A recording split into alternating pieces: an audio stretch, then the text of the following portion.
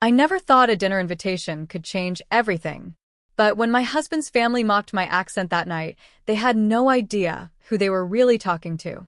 What happened next left them completely silent. Let me start from the beginning. My name is Sophia, and English isn't my first language. I moved to the United States 5 years ago, worked 3 jobs to build something of my own, and eventually met David, my husband. He was kind, supportive, and always told me my accent was beautiful. He said it reminded him that I was strong enough to build a life in a country that wasn't mine. I believed him. I really did. When David invited me to have dinner with his family for the first time, I was terrified. Not because I didn't want to meet them, but because I knew what was coming. I had heard the stories. His mother was particular about everything, the way people dressed, the way they spoke, the schools they attended. His sister was worse. She had this way of smiling while cutting you down, like she was doing you a favor by pointing out your flaws. And his father? He barely spoke, but when he did, everyone listened. David assured me it would be fine. He held my hand in the car and said, "Relax, babe. They're going to love you." But I could hear the hesitation in his voice. He wanted them to love me. He wasn't sure they would. I practiced my words the entire drive. I went over how I'd introduce myself, how I'd answer their questions, how I'd laugh at their jokes without sounding too eager or too distant. I wanted to be perfect. I wanted them to see me the way David saw me, not as someone from somewhere else, but as someone who belonged. By the time we pulled up to the restaurant, my hands were shaking. David squeezed my hand one more time and said, "You've got this." I nodded, but deep down I wasn't so sure. The restaurant was beautiful. It was one of those places that felt both elegant and warm, with soft lighting, exposed brick, and the kind of atmosphere that made you want to stay for hours. David had chosen it because he said his family loved it. They came here often, he told me. It was their favorite spot in the city. I had never been there before, but as soon as I walked in, I felt something familiar about it. Maybe it was the smell of fresh bread, or the way the staff moved with quiet confidence, or the soft music playing in the background. Whatever it was, it made me feel a little less nervous. His family was already seated when we arrived. His mother, Linda, looked up and smiled, a polite, measured smile that didn't quite reach her eyes. His sister, Jessica, waved with her perfectly manicured nails, and his father, Robert, gave a brief nod. They were dressed impeccably, as I expected. Linda wore pearls. Jessica had on a designer dress I recognized from a magazine. Robert's watch probably cost more than my first car. I suddenly felt underdressed, even though I had spent an hour choosing my outfit. "You must be Sophia," Linda said, extending her hand. Her grip was firm, controlled. "We've heard so much about you." The way she said it made me wonder what exactly she had heard. David kissed his mother's cheek and pulled out a chair for me. I sat down, smoothing my dress under the table, trying to calm the flutter in my stomach. Jessica looked me up and down, then smiled. "That's a lovely dress," she said. "Where's it from?" I told her the name of a small boutique I liked, and she nodded slowly, the way you nod when someone gives you an answer you weren't really interested in hearing. The waiter came by and took our drink orders. David ordered wine for the table, something expensive that his father approved of with a slight raise of his eyebrows. I asked for water. "Just water?" Jessica said, tilting her head. "Are you sure? The wine here is amazing." I smiled and said I was sure. I didn't want to explain that I wanted to stay sharp, that I didn't want to risk saying something stupid, because I had too much to drink. She shrugged and turned back to her phone. For the first few minutes, the conversation was fine. They asked me the usual questions: where I was from, how I met David, what I did for work. I answered carefully, keeping my responses short and polite. I could feel them listening not just to what I said, but to how I said it. Every word I spoke felt like it was being weighed, measured, judged. And then it started. "Oh, that's so cute," Jessica said after I finished talking about my hometown. "Say that again. The way you said comfortable." "It's adorable." She smiled at me like she had just given me a compliment. David laughed a little too loudly, and I felt my stomach drop. I repeated the word, and she clapped her hands together. "I love it. It's like having our own little translator at the table." Linda chuckled softly, and even Robert's mouth twitched into something that almost resembled a smile. I forced myself to smile back. I told myself it was harmless. They were just teasing. They didn't mean anything by it. But then it kept happening. Every time I spoke, someone had something to say about the way I pronounced a word, or the way I phrased a sentence. "You sound like one of the maids we used to have," Linda said at one point, and everyone laughed, everyone except me.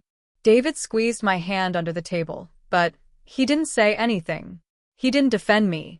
He just smiled awkwardly and changed the subject. I smiled through all of it. I nodded. I laughed when they laughed. But inside, something was breaking. I felt small. I felt foreign. I felt like no matter what I did, I would never be enough for these people. They weren't trying to get to know me. They were trying to remind me that I didn't belong. At one point, I excused myself to go to the restroom. I needed a moment to breathe, to collect myself, to stop the tears that were starting to build behind my eyes. I stood in front of the mirror and stared at my reflection. "You're stronger than this," I whispered to myself. "Don't let them see you break." I took a deep breath, fixed my lipstick, and walked back out. When I returned to the table, the food had arrived. It looked incredible. Perfectly plated, vibrant, artistic. Jessica was taking photos of her dish for Instagram. Linda was commenting on the presentation. Robert was already cutting into his steak. David smiled at me as I sat down. "Good?" he asked. I nodded. "It's beautiful," I said. And it was. But I couldn't taste anything. I was too focused on surviving the rest of the evening. That's when I realized something. I wasn't invited to this dinner to be welcomed into the family. I was invited to be tested, to be put in my place, to be reminded that I was different, that I was less than, that I would always be the outsider. And as I sat there, cutting my food into small, polite bites, I made a decision. I wasn't going to react. I wasn't going to cry, or argue, or make a scene. I was going to smile. I was going to be gracious. And I was going to let them think they had won. Because what they didn't know, what none of them knew, was that I wasn't just some girl with an accent trying to fit in. I had worked for everything I had. I had sacrificed, struggled, and built something from nothing. I had come to this country with 2 suitcases and a dream, and I had made that dream a reality. I had started from the bottom, worked my way up, and created something I was proud of. Something they had no idea about. As the dinner went on, I noticed small things. The way the staff moved around the room with quiet efficiency. The way the manager glanced in my direction and gave me a subtle nod. The way one of the waiters smiled at me with recognition, then quickly looked away. David's family didn't notice any of it. They were too busy enjoying their meal, too busy making jokes at my expense, too busy feeling superior. But I noticed. And I knew that soon they would too. The main course was almost finished when I saw him. Chef Marco, tall, intense, with that quiet authority that comes from years of mastering your craft. He was making his rounds through the dining room, stopping at tables to check on guests, to accept compliments, to ensure everything was perfect. My heart started beating faster. I knew what was coming. I had known it from the moment we walked in. But I had wanted to wait. I had wanted to see how far they would go. And now I was about to find out if it had been worth it. Jessica was in the middle of another story, something about a vacation in the Hamptons, when Chef Marco approached our table. "Good evening, everyone," he said warmly, his eyes sweeping across the faces at the table before landing on mine. "I hope you're enjoying your meal tonight." Linda smiled graciously. "It's absolutely divine, as always," she said. "You really outdid yourself, chef." Robert nodded in agreement and Jessica beamed. "The salmon was perfect. I'm definitely posting about this." Chef Marco smiled politely, thanking them for their kind words. Then he turned to me. "Mrs. Castellanos," he said, and the table went quiet. "It's an honor to have you here tonight. Thank you for joining us." I smiled softly, feeling every pair of eyes at the table shift toward me. "Thank you, Marco," I said quietly. "Everything was beautiful. You and the team did an incredible job." He placed his hand over his heart and gave a small bow. "It means the world coming from you. After all, none of this would exist without you." The silence that followed was deafening. Jessica's fork stopped halfway to her mouth. Linda's smile froze on her face. Robert's eyebrows drew together in confusion. David looked at me, then at Chef Marco, then back at me, his expression caught somewhere between shock and disbelief. I could feel the weight of their stares, the questions forming in their minds, the realization slowly dawning. Chef Marco continued, completely unaware of the tension he had just created. Or maybe he was aware, and he simply didn't care. When you first told me your vision for this place 5 years ago, I wasn't sure it could be done. But you believed in it. You believed in me. And now look at us, one of the top restaurants in the city.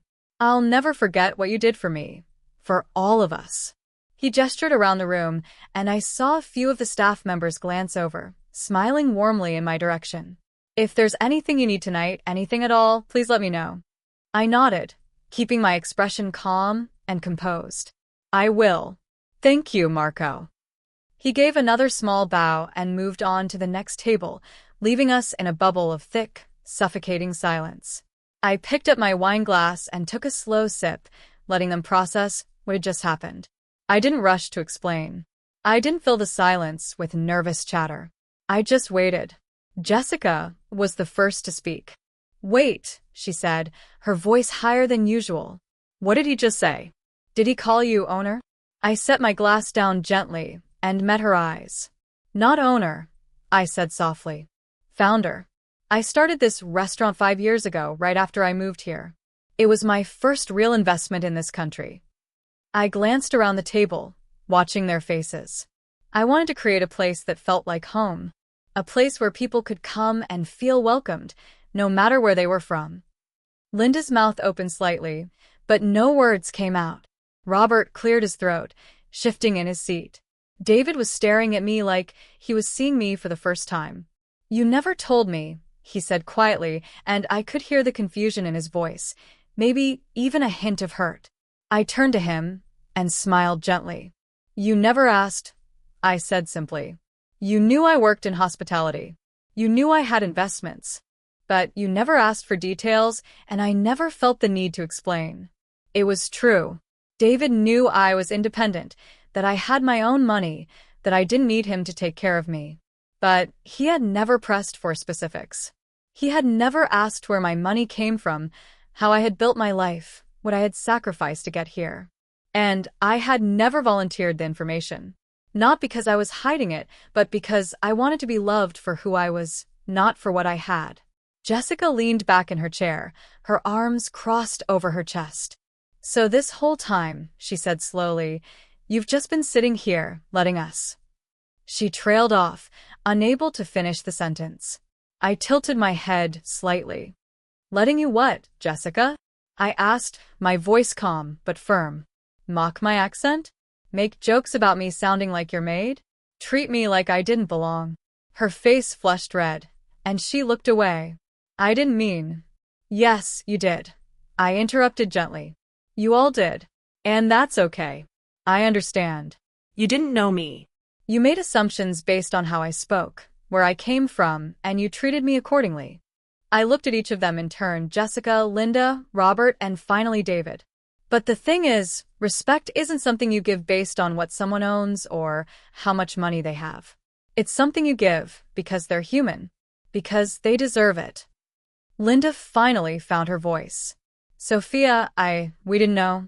If we had known, I held up my hand gently, stopping her. If you had known, you would have treated me differently. I understand that. But that's exactly the point. You shouldn't need to know someone's bank account or their resume to treat them with basic dignity. I took another sip of wine, letting my words sink in. I didn't tell you who I was because I wanted to see who you were. And now I know. The rest of the dinner passed in uncomfortable near silence. They tried to make small talk, to recover, to act like everything was normal, but the damage was done. The dynamic had shifted. I was no longer the outsider trying to fit in. I was the one they had underestimated. And they knew it. When the check came, Robert reached for it instinctively, but the waiter smiled and shook his head. No charge tonight, sir. Mrs. Castellanos is our guest and ours. Robert set his wallet down slowly, his jaw tight. As we walked out of the restaurant, David took my hand. "Why didn't you tell me?" he asked quietly, and I could hear the hurt in his voice. I stopped and turned to face him. "Because I needed to know that you loved me for me," I said softly. "Not because of what I could give you, or what I had built, or how impressive my life looked on paper. I needed to know that you saw me, just me." His eyes searched mine, and after a long moment he nodded. "I do see you," he whispered. "I'm sorry I didn't defend you in there." I squeezed his hand. "I know." The weeks that followed were interesting. Linda called me 3 times to apologize, each conversation more sincere than the last. Jessica sent flowers with a card that said, "I'm sorry. I was wrong." Robert didn't apologize with words, but he started asking me questions, real questions, about my work, my life, my journey. And David started really listening. He asked about my day, my dreams, my struggles. He stopped assuming and started learning. And the restaurant? It became their new favorite place. They made reservations weeks in advance. They brought friends. They bragged about knowing the founder. It was almost funny, in a sad kind of way. But I didn't hold grudges. I didn't gloat. I simply continued being myself, the same person I had always been, accent and all. Because here's what I learned that night. People will judge you based on what they see, what they hear, what they assume. They'll make you feel small if you let them. But your worth isn't determined by their opinions.